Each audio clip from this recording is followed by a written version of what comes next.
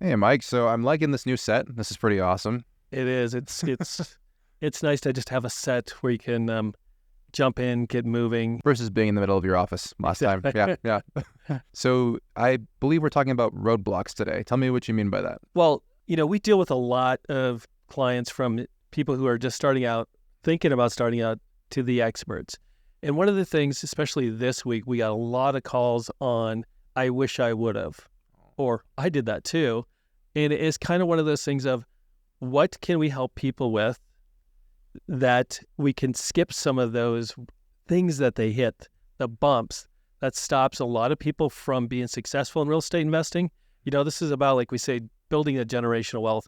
But if you start out clunky, hitting those roadblocks, you get frustrated, you don't want to do anything. People dive out of it a little too early when there's a lot of little things that other people have done before that if, we just take a little bit of time, go over with them, like being a new investor, there's just certain things, if you understand, it's going to be a lot better for you. If you don't take your time, you just rush in, that's typically what happens. People get frustrated, they get crunched up against the finance wall, they don't have enough money to finish projects, they lose money, and they move on. So if you're getting started with investing, with real estate investing specifically, Yep. right? And, it's very easy to get burnt out very quickly. And there are ways to avoid doing that by knowing your roadblocks ahead of time and not rushing in here without a good game plan to know what kind of, challenges you're likely to face. Yeah. Mm-hmm. The one thing about real estate investing, unlike most other businesses, is we are leveraged, we are funding heavy. Almost everything we do, there's money involved, from buying rentals and holding rentals to doing flips to dividing land. We need money and other people's money to do that, which means there's some things that come up with that other businesses may not have, that, they're producing products or anything like that. Everything we do in real estate has a money component to it. So what are the things that people are maybe not used to that they're hitting that's frustrating them, or even worse, putting them into a situation where they have no more money, where they drain everything they have and end up broke instead of making money? Yeah, yeah. So what's the first one? What's the first roadblock? The first roadblock is probably just not understanding your cash flow, not knowing your numbers. They go to class, people go to classes, they go to these different things, and they get so hyped up about creating that generational wealth. And I say it's very easy in 3 years. It's just hard in 3 months to create generational wealth. It is, and I think a lot of people get so emotionally tied that they're going to do this that they don't go through and understand their numbers. This week we had a person who was like, I did not understand how, the escrows work, and that I needed to have money up front to start the construction process, and then my lender would give me money after everything was done. So there's some money that comes out of their pocket to start a project. A lot of people aren't aware of that. Even simple things like, what is it going to cost me monthly in interest to keep this going? You have a $400,000 loan out and you're at 12% because a lot of the large companies are there now at 12%. That's $4,000 a month that comes out of your pocket that you're going to have to pay. And people may think that, hey, we're going to be in and out in 2 months and it'll be fine. And then it drags out to 6 to 8. There's no contingencies there. So what happens when you don't have the money to make your payment, to pay for your contractor? All those things create so much stress. And then people just start doing anything and everything they can to come up with money from family and friends. So planning up front, making sure you understand all your numbers and your budget is critical. Making sure you understand your settlement statement and what you have to bring into. Your what? Sorry? Your settlement statement. Like when you buy a property, okay. The title company is going to give you this kind of like grid, and it says here's what you're buying, here's what you owe everyone, from title to insurance to your lender to the other person you're buying a property from, and it adds them all up. A lot of investors seem like they piecemeal, hey, I know my insurance is $1,500, I know my lender's 2 points, and I know title's going to be about $2,000, and maybe there's some other HOA fees and all these other stuff. But when they put it together, they don't realize, hey, I have to bring in $20,000. Yeah, so what happens is people don't understand their numbers, and then they get into a crunch. When you don't have enough money to make your payments, it puts you into a place of just pure panic and desperation, and you start using credit cards and personal credit cards and HELOCs. You put your whole life into jeopardy by just not understanding everything that goes into a project. People make a lot of money at this. There's a lot of money to be made, but you have to go by the numbers, take out some of the emotions. You got to have some emotions to drive the business, but just taking out some of that to make sure you understand everything that's involved in it and that can go wrong and that comes out of your pocket. Yeah, I can imagine like myself going to, or my wife and I going to a conference or something, getting hyped up about it. And I think often the selling point of those is how, how much generational wealth you could build relatively quickly. But of course, that's going to be their main focus. And so, when it comes down to doing the, looking at the cash flow, like analogous to personal budgeting, right? It always adds up. I'm like, Yep. What? We're spending how much? Like, I didn't even think we were spending that much, Yeah. Sounds like the same thing could easily happen with your business. And if you don't do the hard work of just making sure all those numbers, you know what's coming in, you know how much you have to pay in terms of interest, contractors, all these different costs you mentioned. Okay. Yeah, you don't want to layer the risk and the stress because you run out of money and then you have to go to your significant other and say, hey, I'm going to use the credit cards to pay my contractor, or I need to get a HELOC on our house. And they're like, what are you doing? Yeah. This is our house. That would not go down well in our house. So yeah, exactly. So just understanding and knowing your numbers and not being, you talked about generational wealth. You can make it easily in 3 years. You just have to build and get there because creating millions in 3 years is pretty good, but it's pretty hard in a few months. Yeah, that's amazing. That reminds me of I think I heard a saying, I don't know who said it, but like it's people tend to overestimate what they can do in a few months and tend to underestimate what they can do in a few years. Correct. Yep. Yeah, I've heard that too. Yeah. So, okay, so that's the first roadblock is cash flow. Okay. Cash flow, understanding how much you have to bring to closing, how much it's going to cost during the process. And then, then after you sell it, is that money going to be just used to live off? Or are you going to be able to put it into the next project so you have more money? Are you actually building each time you do a flip or create a rent? Is it bringing more money into your life and your company? Or as soon as you get that check, you've spent it because you owe the credit card companies and all those other things. So you got to make sure there's some money left over to keep building your business too. Yeah, actually, yeah. So investing don't when just you're busy. not just make sure everything's covered, but also have some money left over. Exactly. Yeah. That's why you're in this stuff. Taking a little bit of money. Yeah, 100%. So what's roadblock number 2 then? Number 2 is understanding escrows. Do you know what an escrow is? I don't actually. Yeah. So when you're doing a flip or a burr, Sorry, what's a burr? Burr is when you're buying an undervalued property and then keeping it as a rental. Okay. That's the burr method. Flip Gets or you burr. into, yeah. Gotcha. And the escrow is the portion that the lending company puts aside for the repairs. So they give you so much for the purchase and they say, okay, it's going to cost $50,000 to fix this property up to make it market ready. Get it, put in a new roof and some windows and all that stuff. Uh-huh. So they set aside this account and it's their escrow account to fix it up because the lender wants to make sure the property is complete at the end of when all their money's out. They don't say it's going to cost $50,000 to fix it up. Here's $50,000 and hope you fix it up. They want to make sure it's fixed up. The majority of the national lenders and everyone, when they create this escrow account for you as a borrower, they are not going to give you any of that money until you've done some of the work. So a lot of people go into a project and say, hey, my lender is going to lend me 90% of the purchase, so I only have to put 10% down and all of the rehab. So they get done with closing. They're like, okay, lender, give me the money for the rehab. And they're like, no, you got to read the rules and laws. You have to go in and now out of your pocket again, pay for the first portion, and then I'll give you the money to cover the first it. portion of the work, like the work, you do the bathroom, you do one of the bathrooms or something. yeah. You may do the demo, you may do the roof or something. You have to do something, and then they give you money back. Okay. So as an investor, understanding escrow and how it works, what are their rules, what are their regulations, because that's another thing that stalls projects. Flips and even rentals in this business, it's better to be fast and get things done, get them done right, but get them done fast.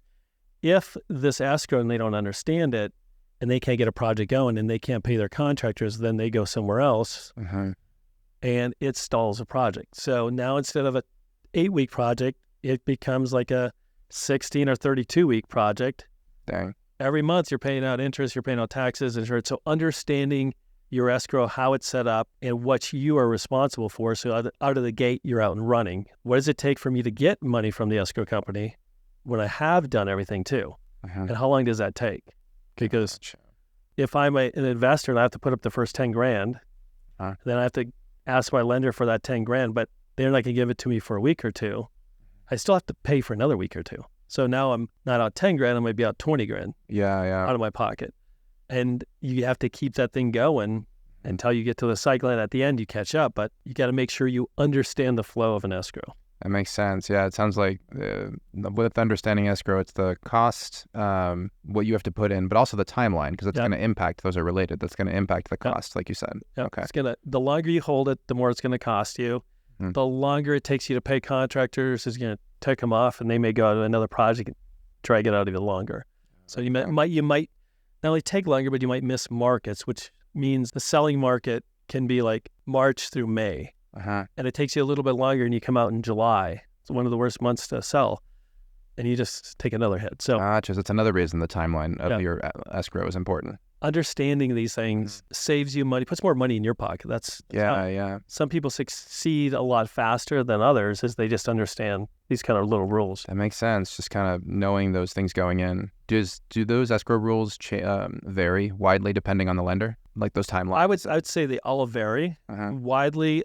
The biggest is what they'll pay. Like, I just had a person reach out to me, and they're like, I had a hoarder house, and it took me X amount of money to get everything cleared out. And the lender goes like, well, it made it cost you, let's just say 10 grand, but we only budgeted 3 grand. That's all we're giving you. So like, understand, you need to know that ahead of time. You need to know stuff like that, because when you're doing your budget up front, you should let your lender know so you can budget for that properly. Because there's no flexibility in those kind of things. If things pop up, you got to understand too, that's going to come out of your pocket. That makes sense. The lender's not going to add more money. Like, if you're over budget, that's going to come out of your pocket. They're not going to expand the escrow for you. Gotcha. Okay. So that escrow is solid the way that it is usually. Yeah. Okay. Once you get starting the loan, those rules are not changing. Yeah. Okay. Unless you want to go through the process again and have them relook at it, and once again, delays. Okay. So it's understand your cash flow, understand how your escrow works, and what's the next one? The next one, we just see it way too much for especially people starting out. They're trying to do too many projects at once. Yeah. We just had a guy who is a very successful business owner, makes very good. He just got into flipping, and he found 3 great properties, and he bought them all. We helped him buy all 3 of them. We kind of warned him, like, having 3 at once is a lot of work, especially when you own a business too. And he got done with this first, put it on the market, and the first call he made is, I'll never do that again. Because there's just too much going on. You're managing 2 contractors. You have 3 payments going. And doing 3 at once, like him, it slows down one of the projects. So it's going to take longer. It's going to cost you more. We've had several successful investors go belly up because they got too big and had too many things going. And 1 or 2 projects slow them down, and it cascades through all of the things they've done. So we've had people who've made millions, and now they're living with their parents. Just because doing too much at once, when you don't, especially up front, when you don't understand it, that's where, once again, I call it the finance crunch. You hit that wall of like, okay, I have now not one $4,000 payment, I have 3. 12 grand going out a month. Takes an extra month here or 2. It eats up a lot of your profit. Yeah. Especially because it's going to drag out a couple of months just because of the timing. For most people, I know there's those unicorns out there who can control all that and do all that, but the majority of people, they'll crash and burn because they have too much going on. I think it's really cool that you're bringing this up and telling people this, because a lot of times I think what happens is the voices that are super popular in a space are the unicorns. And they're also the people that tend to write biographies about their lives, and they look back and they're like, oh, I did this, and this, and it's like, you're also an outlier. Like, that success is possible, but it's like at the top of the distribution or whatever, you know, like. And so it's not exactly common. Yeah. The other 99.9% of us have to just understand, play by the rules to make that kind of money. Yes, there's the Elon Musk's or the people of the world who just, can do 100 properties at once, and it's no big deal. Yeah, yeah. I went to one guy's office, and he had his system, his flow, and he put it all over his walls. So like when, like from buying windows to wherever, he had everything flow charted out. And he just went from single families to rentals. He could do it. The majority of us just can't manage and think that way and work, 14 hours a day. Yeah. Some people have other stuff that they have in their lives too. Yeah, yeah. So it sounds like rule 3 is like, don't bite off more than you can chew. And also kind of built in there implicitly is like, be aware of your own strengths and weaknesses and err on the side of caution. Yeah. Like, I think it's easy to assume that, there's a funny saying I remember learning. I studied psychology in school, and I remember they would always say, like, there are funny studies that show everybody thinks they're above average. It's like, well, that's a statistical impossibility. Not everybody can be above average, but it's kind of like, it's our psychological immune system. It's easy to think we're all in that 90 percentile, but you'll save yourself a lot of heartache if you just dial that down a bit, you know? Be realistic. Just like you said before, what you could do in a couple of years is a lot more than you could do. Like, which you're not going to create this generational wealth in 3 months. Doesn't matter. Some guy on stage who used his credit card to buy his first property and made $300,000. That's that unicorn. That's that person who got lucky, or is just making up a story. But the majority of people just have to go through the steps and have to go through the whole system. And the biggest thing is limiting your losses. You don't want to get into a property, your first property, and lose 40 grand, and 20 grand. You want at least to make some money to get to the next one. And I see too many people hit that wall because they don't know where to go because they didn't understand the escrow. They didn't understand everything they needed for cash flow, and they're doing too many things. And guess what? They're high stress. No fun. Real estate's no fun when you're high stress. That seems like a big piece of it too, right? Is like your client that was a successful business person, right? Like, it's stressful. It's like, you don't want to like hate it. It's going to be hard work, but you don't want it to be super overwhelming to the point you say, I'm never doing that again either. Yeah, I'm going to take a few weeks off because that was too much. Yeah. You want it to be where you're keep growing, and it keeps expanding for you. Cool. So tortoise and the hare. Yeah. All right. So those are rules 1 through 3. What's number 4 involves rentals, and some of these things seem very intuitive, but it's when you talk to enough people. Like, we literally talk to hundreds and hundreds of people every month. So when you start talking to people who have actually done deals or into it for a year or so, you see things like, makes common sense, but before you close your loan on your purchase or your BRRRR, you should make sure your property cash flows. Like, every month I have a rental and I'm paying $230 a month because I'm losing money on it because I didn't do my numbers before. This is like, this example is a person who is involved in a group, in a class, and it's like, hey, let's buy rentals. It doesn't matter. Just keep buying. There's some good equity where he bought them and stuff. But every month he loses money. He can't afford to lose money. And there was just a few tweaks. If he would have done it, he would have made some money. But he wasn't once again doing all his numbers, looking at it. Like, before you get into, seems logical, before you get into a deal, make sure it's going to be a positive to you, not a negative. Yeah. And that is just on the rentals. So, like, it's knowing your numbers. What are your rents? What are realistic? What are your taxes? Are they about to go up? Insurance? All those kind of things. And in a time like this, I mean, if you could break even, make a little bit of money, great. When rates go back down maybe to 5.5 or something, you're going to even make more. But don't get into properties if you can't afford to take the losses, and even properties that are close to break even. Because guess what? Next year taxes are going to go up. Next year insurance is going to go up. And rents may, but they're kind of stabilizing some places. So know your numbers and make sure they cash flow on rentals. And then also understanding when you're buying. We talk about this, just like knowing your numbers. But it is also about, especially we talked about BRRRR, which is you buy an undervalued property, you fix it up, you rent it, and then you refinance and you get to capture that equity. But on those and in a lot of rentals, it's getting approved for your long-term loan. Like, getting approved, doing it. Don't go get a property under contract and then try to figure out how you're going to finance it. Because guess what? You may get to it and you can't finance it. Your DTIs, your score went down, something happened. So what do you do when that happens? You may have 5 or 10 grand in earnest money you're about to lose because you can't close on it. Yeah. Or you have a BRRRR where you have a, fix and flip kind of loan, a bridge loan, a hard money loan on there, and now you can't refinance it, and you're getting charged 12% interest, and it's not cash flowing there, and you're losing money every month. So on rentals, make sure you're approved, or you can get approved, and nothing changes. Especially in BRRRR, you could usually within 3 months you could flip it over. So get approved before you're out shopping for rental properties. Okay. And then third, on the rental properties, a lot of people use DSCR loans, great loan, but understand prepayment penalties. In this environment, people are thinking like, I'm going to use a DSCR, and then maybe in a year, 2 years, 3 years, I'm just going to refinance out to a better rate. Sounds smart, like you have a higher rate, I want to go to a low rate. But prepayment penalties are on almost all DSCR loans, the majority of them, which means if you pay it off early, if you refinance it or sell it, you're going to pay the lender an extra fee. So just understand those numbers, because it could be anywhere from 5 to 1% that you're going to have to pay them on the balance that is outstanding at that time. Yeah. Understand these. It comes down to, again, it's a numbers game. Real estate investing is heavily involved in funding and leverage. It is a high intensity business that is relying on someone else giving them money at a rate that makes sense.